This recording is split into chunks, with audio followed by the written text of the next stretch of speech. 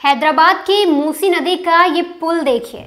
यहाँ पर इस वक्त आपको कुछ पुलिस वाले मौजूद दिख रहे हैं और साथ ही दिख रही है एनडीआरएफ की टीम। एनडीआरएफ की टीम के साथ कुछ गोताखोर नीचे जाने की कोशिश कर रहे हैं। इस पुल से नीचे उतरने की कोशिश की जा रही है।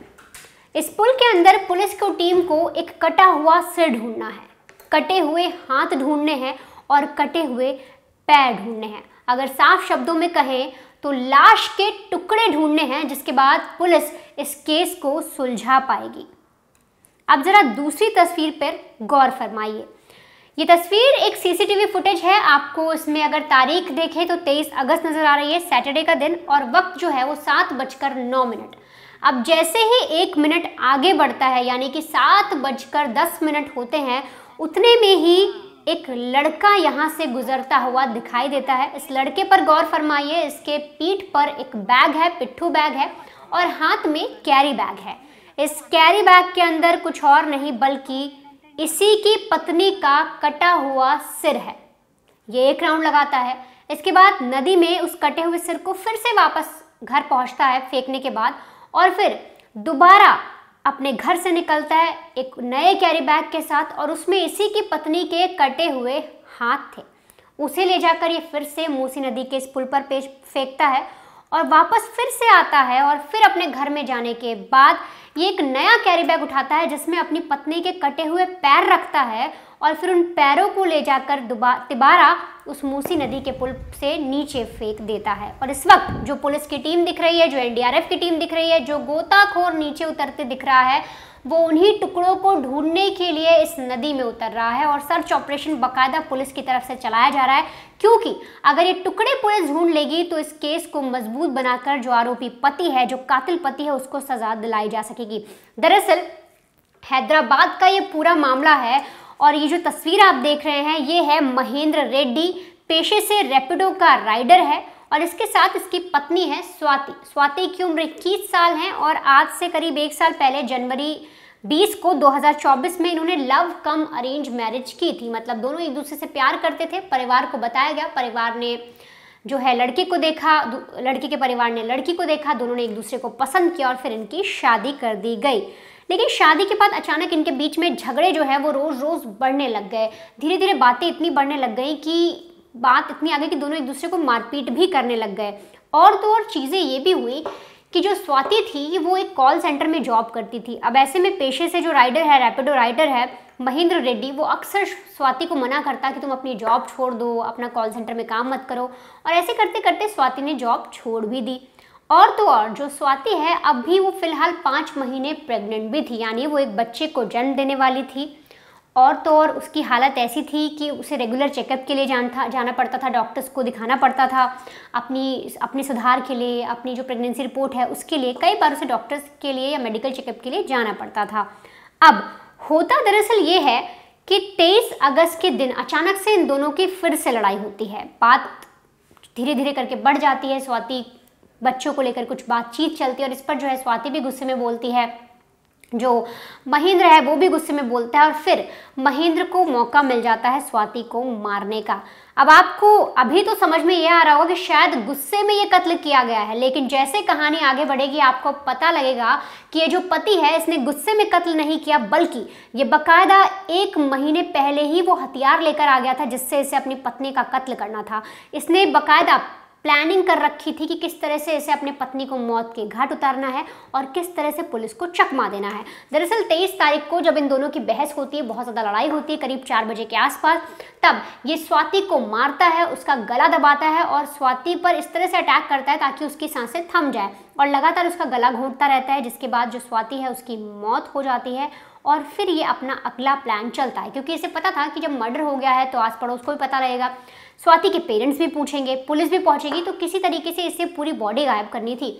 अब इसके लिए बाकायदा ये महीने भर पहले ही कुल्हाड़ी खरीद कर लेकर आया था अपने घर में। अब इसके घर में कुल्हाड़ी का कोई काम भी नहीं था, लेकिन फिर भी 1 महीने पहले कुल्हाड़ी खरीद कर लेकर आया। बिल्कुल फ्रेश चमचमाती कुल्हाड़ी ये निकालता है, और इसके बाद अपनी पत्नी की लाश को खींचकर बाथरूम में ले जाता है। वहाँ ले जाने के बाद इत्मीनान से अपनी पत्नी के टुकड़े करता है। ये सबसे पहले जो पूरा शरीर होता है उसमें से धड़ और सिर का पार्ट अलग करता है, यानी कि सिर को काट कर अलग रखता है। और जो खून था सारी जगह फैल जाता है, हर जगह जो फर्श था उस पर भी खून फैला होता है। इसके बाद जो धड़ बचता है उसके हाथों को काटता है और फिर पैरों को काट लेता है। इतना हो जाने के बाद ये उस धड़ से जितना खून बहा, जो भी चीज़ें वहाँ पर थी, जो भी सबूत थे, उन सबको मिटाने की कोशिश करता है। ये कोशिश करता है कि खून का एक कतरा, एक धब्बा भी उस बाथरूम में, उस घर में नज़र ना आए, क्योंकि जब पुलिस वहाँ पर पहुँचे तो ये एकदम पाक साफ लगना चाहिए। अब इसके बाद जब पूरा खून साफ कर लेता है तो बड़ी बड़ी पॉलीथीन बैग्स ये पहले ही लेकर आया था, बड़े बड़े चादर लेकर आया हुआ था जिसमें लाश को छुपा सके, कैरी बैग्स लेकर आया हुआ था। तो इसी तरीके से ये अपनी अगली चाल चलता है। ये सबसे पहले अपनी पत्नी का जो धड़ था उस हिस्से को, यानी जिसके इसने हाथ और पैर काट दिए थे, सिर्फ पेट का ये जो इतना हिस्सा होता है वो बचा हुआ था, उसको लेता है, उसको पॉलीथीन में रैप करता है और बेड के नीचे रख देता है ताकि किसी को पता ना चले। अब इसके पास छोटे छोटे पार्ट्स बचते हैं, इसे लगता है कि अब इन्हें जल्दी से जल्दी मुझे छुपाना है और इसके लिए बाकायदा ये अपने घर से करीब 7 बजे पहला जो राउंड है वो निकलता है, पहली ट्रिप ये करता है सीधे मूसी नदी की तरफ। इस सीसीटीवी फुटेज में भी आप देख रहे हैं बैग है इसके कंधे पर और पीछे एक हाथ में इसका कैरी बैग है, उसी कैरी बैग के अंदर ये सिर रखता है और अपनी बीवी का ले जाकर जो मूसी नदी है वहाँ पहुँचता है, उसके पुल से नीचे फेंक देता है। वापस आता है फिर से और फिर वापस आने के बाद दोबारा एक राउंड लगाता है जिसमें हाथ रखता है कैरी बैग में और फिर ले जाकर नदी में फेंकता है और फिर तीसरा राउंड भी इसी तरह से लगाता है और हाथ को ले जाकर वो कैरी बैग में भरकर एक प्लास्टिक पॉलीथीन में डालकर फिर कैरी बैग में रखकर सीधे मूसी नदी के इसी पुल से नीचे फेंक देता है। अब इसे लगता है कि इसने जो है सारी चीज़ें छुपा देती है, सिर्फ धड़ बचा है और धड़ इतनी जल्दी किसी को मिलेगा नहीं क्योंकि इसने बेड के नीचे छुपाया है। इसे लगा इतनी जल्दी बात पुलिस तक भी नहीं पहुंचेगी और फौरन 8 बजे के करीब ये अपनी सास को मैसेज करता है अपनी पत्नी के फ़ोन से और लिखता है कि हमने खाना खा लिया है, आप लोग कैसे हो, ये बात करता है उधर से, ताकि किसी को ये भनक ना लगे कि बीवी उस हद तक यानी 8 बजे तक गायब हुई थी। सबको लगे 8 बजे तक वो बिल्कुल ठीक थी और 8 बजे तक जो ये आदमी है ये भी अपने घर से बाहर जा रहा था, आ रहा था। अगर सीसीटीवी चेक हो तो इस पर शक ना हो। अब 1 घंटा और बीतता है कि अचानक ये अपनी बहन को कॉल करता है और अपनी बहन से कॉल करके कहता है कि तुम्हारी भाभी स्वाति कहीं चली गई है, वो घर से गई, मुझे कहीं मिल नहीं रही, मुझे कुछ पता नहीं चल रहा कि वो कहाँ चली गई है। मैं तो घर से बाहर था, अभी अचानक जब घर पहुँचा और दरवाज़ा खोला तो अंदर कोई है नहीं, मुझे कुछ समझ नहीं आ रहा है, पता नहीं कहाँ चली गई है, तुम पता करो। अब इसमें बहन को लगता है कि शायद भाभी कहीं चली गई होंगी, वो भी कॉल वगैरह करती है, कोई रिस्पांस नहीं आता, कुछ पता नहीं चलता। अब ऐसे में बात बहुत ज़्यादा बढ़ जाती है। इधर पेरेंट्स तक बात पहुंचती है तो वो भी परेशान हो जाते हैं, उन्हें पता लगता है कि हमारी जो बेटी है वो आखिर ऐसे कहाँ चली गई, अभी तो उसने मुझे मैसेज किया था। और इसके बाद जो महेंद्र रेड्डी नहीं चाह रहा था वही होता है, यानी कि पुलिस का इन्वॉल्वमेंट होता है। पुलिस बुलाई जाती है, पुलिस तफ्तीश करती है और जांच पड़ताल करने के बाद एक सिपाही को बेड के नीचे कुछ बड़ी सी चीज़ दिखती है और जैसे ही वो चीज़ दिखती है उन्हें समझ में आ जाता है कि कुछ गड़बड़ तो ज़रूर है और उस चीज़ को जैसे निकाला जाता है वो एक धड़ दिखता है। अब सारे पुलिस वाले कांप उठते हैं, उन्हें लगता है कि उन्होंने ये क्या देख लिया और इसके बाद बाकायदा महेंद्र से पूछा जाता है, उससे कोशिश की जाती है पता लगाने की कि आखिर तुम्हारी पत्नी के साथ क्या हुआ, लेकिन महेंद्र जो है वो कुछ नहीं बोलता। इसके बाद पुलिस को लगता है कि आखिर हम हत्यारे तक पहुँचे तो पहुँचे कैसे। जब पुलिस सीसीटीवी फुटेज चेक करती है तो उसमें साफ तौर पे यही फुटेज दिखती है कि वो एक बैग लेकर कंधे पर, हाथ में कैरी बैग लेकर करीब 7:10 पर घर से निकल रहा है। फिर एक बार फिर से वापस घर आता है, दोबारा जाता है, फिर तिबारा घर आता है, फिर वापस फिर से जाता है।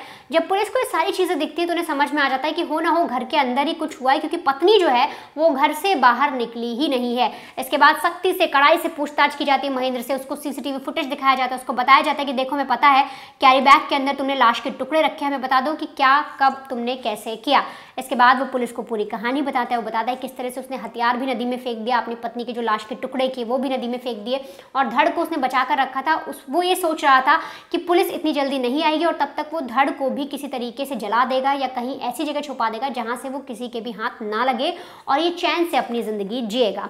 फिलहाल जब पुलिस इस पूरे केस को इन्वेस्टिगेट कर रही थी और जब ज़्यादा पूछताछ की गई महेंद्र से तो उसने बताया कि वो लगातार तंग आ गया था और इससे पहले उसने अपनी पत्नी का एबॉर्शन भी कराया था, अभी उनके एक बच्चा होने वाला था, इसको लेकर भी उनकी लड़ाइयाँ हो रही थी, बहुत ज़्यादा क्लैश हो रहे थे और उसने सोच लिया था कि कैसे भी करके उसे अपनी पत्नी स्वाति को मारना है। और सालों मतलब कई महीनों से उसने प्लानिंग बना ली थी और 1 महीने पहले वो एक कुल्हाड़ी लेकर आया था और जैसे ही उसने मौका देखा कि लड़ाई चल रही है, इसमें मैं मार सकता हूँ, कल को कोई बात बने, मान लो फंसेगा भी तो बोल देगा कि गुस्से में मार दिया, तो ये सब करके जब उसने देखा कि एक टाइम आ चुका है और तब उसने इस मर्डर को अंजाम दे दिया। फिलहाल पुलिस असली मोटिव का पता लगाने की भी कोशिश करेगी, क्योंकि कई सारी चीज़ें इसमें निकलकर सामने आ रही है। कुछ बच्चों को लेकर बात कही जा रही है, या ये कहा जा रहा है कि शायद इसको लड़की के कैरेक्टर पर कोई शक था, ये कॉल सेंटर में अपनी बीवी को काम नहीं करने देता था, इसलिए उसने काम भी छोड़ा। और किन चीज़ों को लेकर लड़ाइयाँ हुई, क्या मोटिव था मर्डर का, इसके बारे में पुलिस पता लगाने की कोशिश कर रही है। और साथ ही साथ ये जो सर्च ऑपरेशन चलाया जा रहा है, इसमें उन टुकड़ों को ढूंढने की कोशिश की जा रही है। पुलिस की तरफ से, एनडीआरएफ की तरफ से ये भरपूर कोशिश, कैसे भी करके उस लड़की का सिर मिल जाए, उसके हाथ मिल जाए, उसके पैर मिल जाए, ताकि जो पूरा केस है वो एक पूरी चार्जशीट बनाकर कोर्ट में पेश की जाए और इस आरोपी को कड़ी से कड़ी सज़ा दिलाई जाए।